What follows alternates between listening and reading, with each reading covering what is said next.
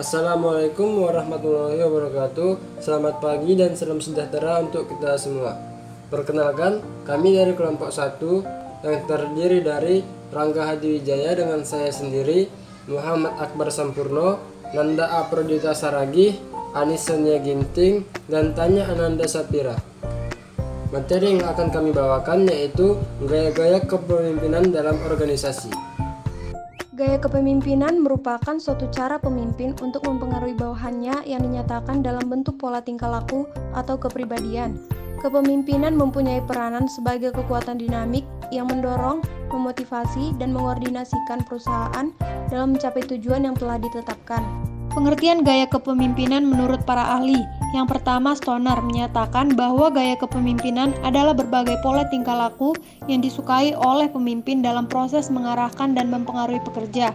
Yang kedua, Hersey dan Blanchard berpendapat bahwa gaya kepemimpinan pada dasarnya merupakan perwujudan dari 3 komponen, yaitu pemimpin itu sendiri, bawahan, serta situasi di mana proses kepemimpinan tersebut diwujudkan.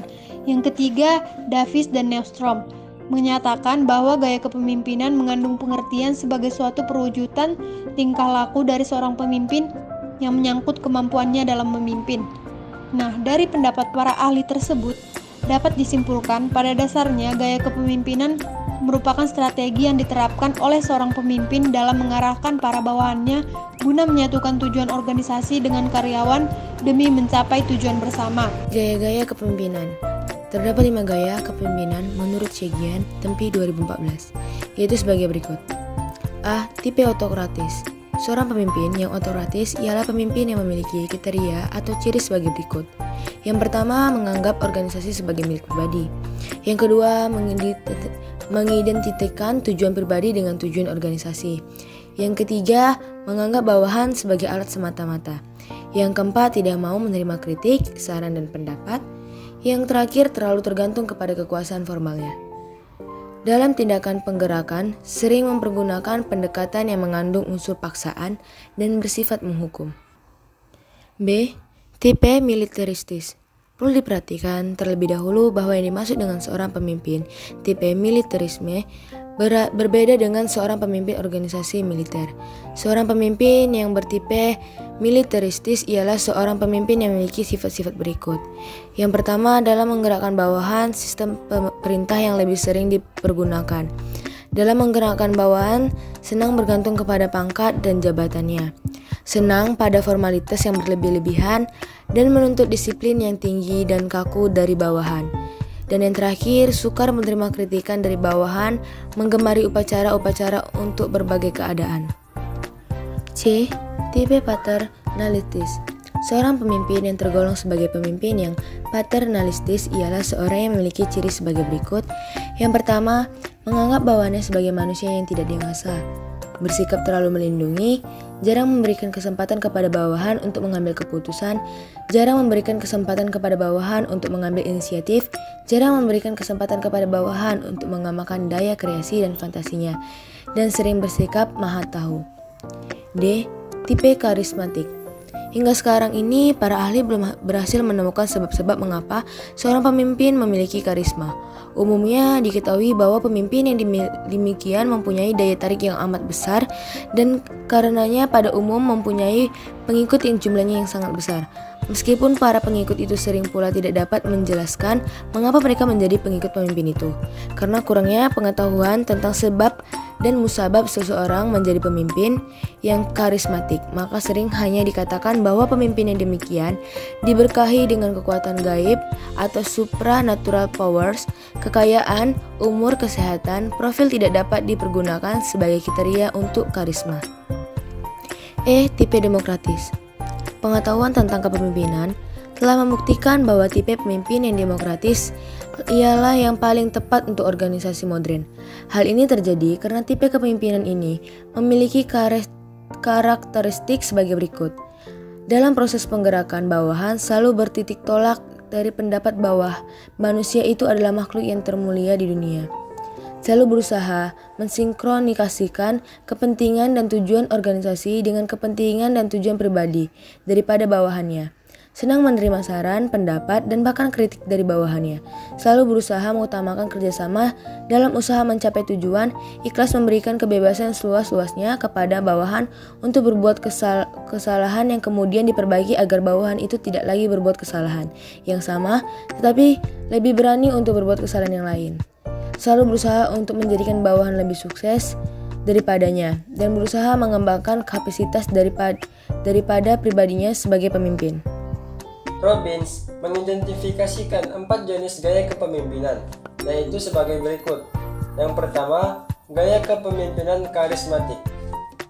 Dalam gaya ini, para pengikut terpacu kemampuan kepemimpinan yang heroik atau yang luar biasa ketika mereka mengamati perilaku tertentu pemimpin mereka. Terdapat 5 karakteristik pokok kepemimpinan ini, yaitu sebagai berikut. Memiliki visi yang ditujukan dengan sasaran ideal, bersedia menempuh resiko personal yang tinggi, menanggung biaya besar dan terlibat ke dalam pengorbanan diri untuk merevisi, mampu menilai secara realistis kendala lingkungan dan sumber daya yang dibutuhkan untuk membuat perubahan, sangat pengertian terhadap kemampuan orang lain, dan responsif terhadap kebutuhan dan perasaan mereka, terlibat dalam perilaku yang dianggap baru dan berlawanan dengan norma. Yang kedua, kepemimpinan transformasional. Gaya kepemimpinan ini yakni pemimpin yang menginspirasi pengikut untuk melakukan hal yang melebihi kepentingan pribadi mereka demi kepentingan perusahaan dan mampu memberikan dampak mendalam dan luar biasa kepada para karyawan. Kepemimpinan transformasional dapat mengubah pola pikir karyawan dari pola pikir yang menyelesaikan masalah dengan cara lama diubah menjadi penyelesaian masalah dengan cara yang baru dan lebih baik. Selain itu, pemimpin transformasional mampu membuat karyawan bergairah dalam bekerja, meningkatkan semangat, dan membuat karyawan melakukan upaya ekstra untuk mencapai tujuan perusahaan. Yang ketiga yaitu kepemimpinan transaksional, yaitu pemimpin yang memotivasi pengikut mereka untuk menuju ke sasaran yang ditetapkan dengan memperjelas persyaratan dan tugas. Pemimpin ini memiliki karakter tersendiri, yaitu imbalan kontingen yang menjanjikan imbalan untuk kinerja yang lebih baik. Dan pemimpin mengakui pencapaian yang diraih karyawan, kemudian menempuh tindakan perbaikan dan menghindari adanya pembuatan keputusan yang akan diambil. Selanjutnya yaitu kepemimpinan visioner, yaitu kemampuan menciptakan dan mengartikulasikan visi yang realistis, kredibel, dan menarik mengenai masa depan organisasi atau unit organisasi yang telah tumbuh dan membaik dibanding saat ini. Kepemimpinan ini memiliki cara dan kualitas tersendiri dalam melakukan pekerjaannya, yaitu pemimpin memiliki kemampuan yang menjelaskan visi ke orang lain, kemudian dapat mengungkapkan visi dengan perilaku tidak hanya secara verbal, dan memiliki kemampuan memperluas visi ke berbagai konteks kepemimpinan yang berbeda. Indikator gaya kepemimpinan. Jika berbicara indikator, maka ada hubungannya dengan alat ukur. Alat ukur gaya kepemimpinan menurut Syagian dalam bukunya, Kiat meningkatkan produktivitas kerja dibagi menjadi 7, yaitu sebagai berikut. Yang pertama, iklim saling mempercayai. Hubungan seorang pemimpin dengan bawahannya yang diharap-harapkan adalah suatu hubungan yang dapat menumbuhkan iklim atau suasana saling mempercayai.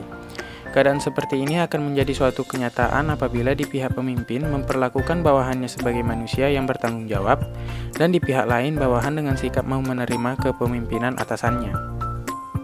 Yang kedua, penghargaan terhadap ide anggota.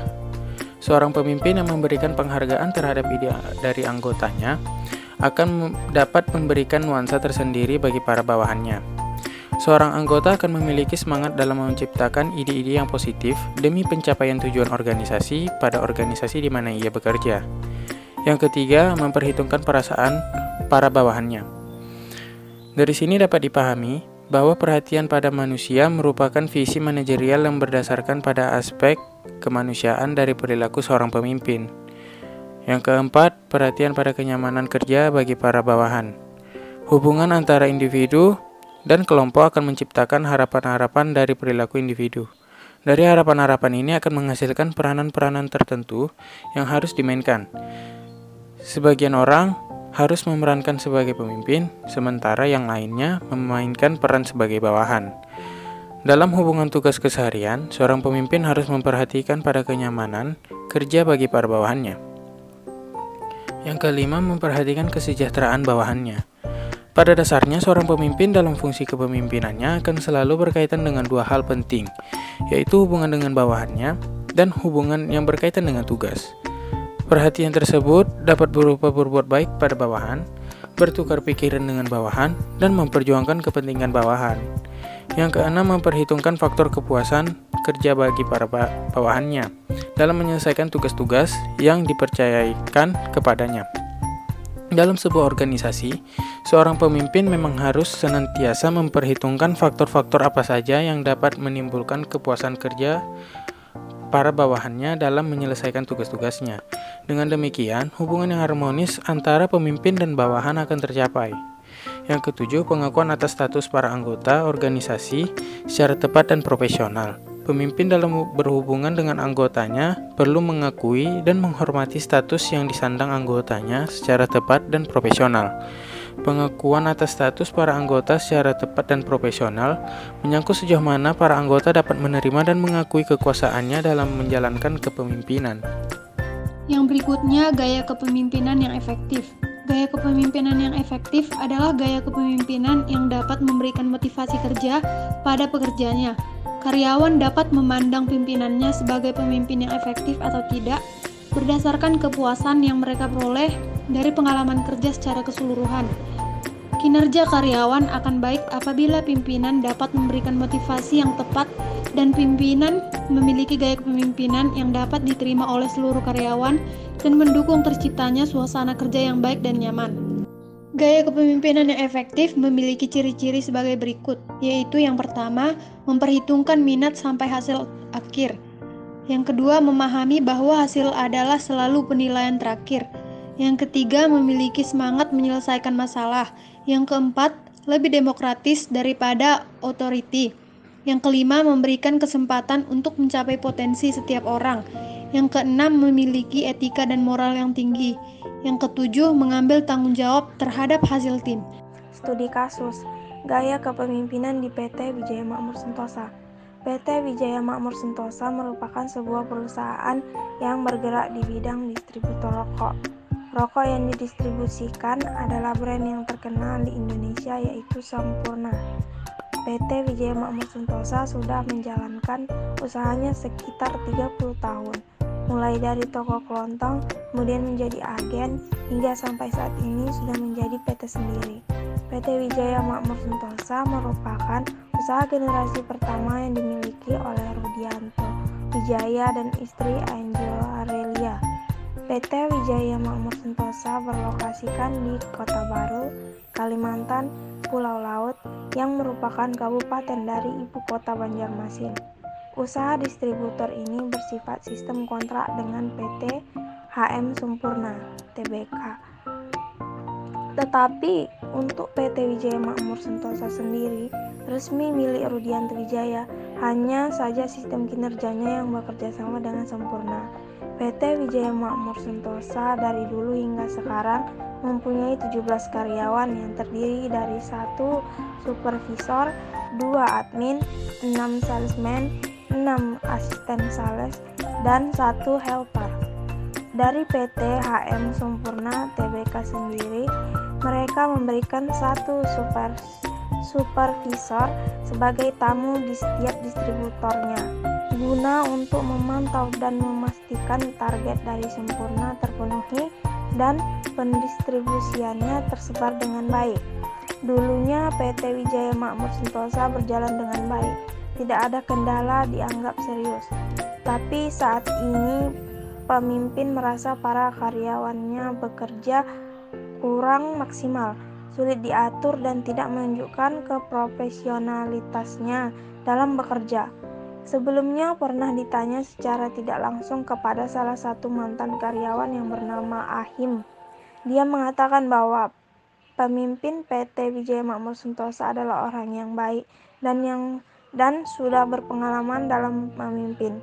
Selaku pemimpin perusahaan, Rudianto dapat mengatur dan mengelola karyawan dengan baik. Hanya saja ada satu kekurangan, yaitu kurang tegas dalam bertindak. Karena pernah pada saat itu cross check, Rudianto dan Amin mendapati karyawan melanggar aturan, yaitu pulang lebih cepat dari jam kerja yang sudah ditentukan, tetapi tidak langsung kembali ke kantor, melainkan bersembunyi di tempat lain. Rudianto sebagai pemimpin tidak mengambil tindakan ataupun melakukan teguran kepada karyawan tersebut, hanya mendiamkannya saja. Di sini peneliti ingin mengetahui bagaimana gaya kepemimpinan di PT Wijaya Makmur Sentosa. Gaya kepemimpinan yang seperti ini apakah yang selama ini diterapkan di sana? Karena gaya kepemimpinan sangat penting untuk mengelola karyawan dan perusahaan agar dapat berjalan dengan baik. Kesimpulannya, dari hasil penelitian yang telah dilakukan penulis, maka dapat disimpulkan bahwa gaya kepemimpinan di PT Wijaya Makmur Sentosa ini tidak hanya menganut satu gaya kepemimpinan saja, tetapi menganut 3 macam gaya kepemimpinan, yaitu gaya kepemimpinan karismatik, gaya kepemimpinan transaksional, dan gaya kepemimpinan transformasional. Tetapi dari 3 macam gaya kepemimpinan ini, ada satu gaya kepemimpinan yang paling menonjol, yaitu gaya kepemimpinan transaksional. PT Wijaya Makmur Sentosa belum melakukan gaya kepemimpinan visioner. Nah, dari pembahasan tadi dapat disimpulkan bahwa di dalam sebuah organisasi sangat memerlukan seorang pemimpin yang baik. Dari gaya-gaya pemimpin yang digunakan dapat menentukan keberhasilan sebuah organisasi, di mana gaya kepemimpinan merupakan strategi yang diterapkan oleh seorang pemimpin dalam mengarahkan para bawahannya guna menyatukan tujuan organisasi dengan karyawan demi mencapai tujuan bersama. Baiklah, sekian hasil dari kelompok kami. Jika terdapat kekurangan atau kesalahan kata, kami mohon maaf.